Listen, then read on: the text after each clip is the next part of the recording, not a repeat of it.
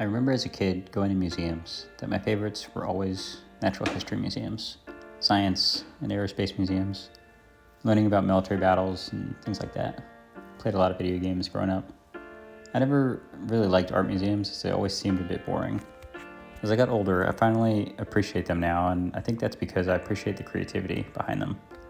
Now I walk up close and really admire the brushstrokes, the texture, and what makes that painting special. My favorite art is often when it has just low to moderate detail because it allows your brain to fill in the rest of it. When you get close, you see it's actually missing a lot, and you just inserted that based on your own perceptions or understanding. I love that. I think that's, just really cool. I always enjoyed drawing and took some lessons growing up.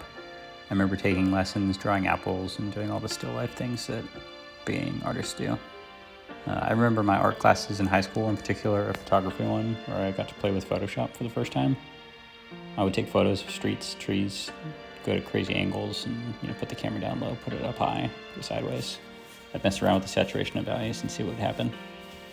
For some reason, I fell away from art for a couple years in college, and I think like anything, you just make time for what's a priority. At the time, I was studying, I was, working out, and I didn't really have time for art. I don't really remember making art during that time, but it wasn't until after college when I was working, when a friend asked me one day what I did in my spare time. I didn't really have an answer, and that was sort of a crisis moment for me.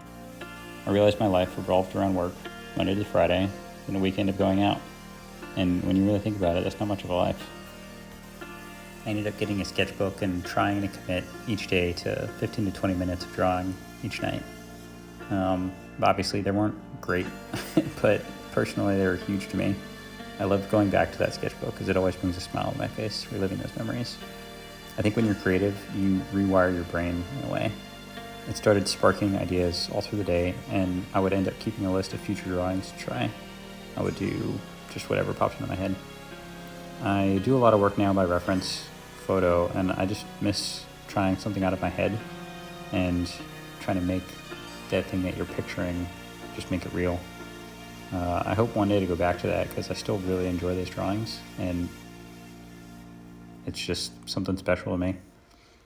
As I got older and had children, my art became an inspiration to give them beautiful or whimsical animals to enjoy. I have several framed giraffes, seahorses, spaceships, and other art that I wanted them to grow up with in their bedroom. Usually something with a lot of color for, their young brains. If you've never tried soft pastels before, really consider it. I thought the colors are they're wonderfully vibrant, and they're really fun to just blend. I make art now for myself, for my children, and for the future me that I will look back and smile at this moment in my life. Over the years, I've fallen away from art, but I eventually always come back to it. It's always there for you when you come back, if you have a special hobby. I enjoy the perspective it gives me and the way I consider clouds or rocks and just imagine how I would draw them. One day my dream is to actually sell something, use it in my retirement maybe as just a fun thing to do. We'll see what happens. For now, I'll enjoy the ride. Try not to get too frustrated when my faces look like they do. It's all part of the process. Enjoy the rest of the video, and good luck in your own creative journey.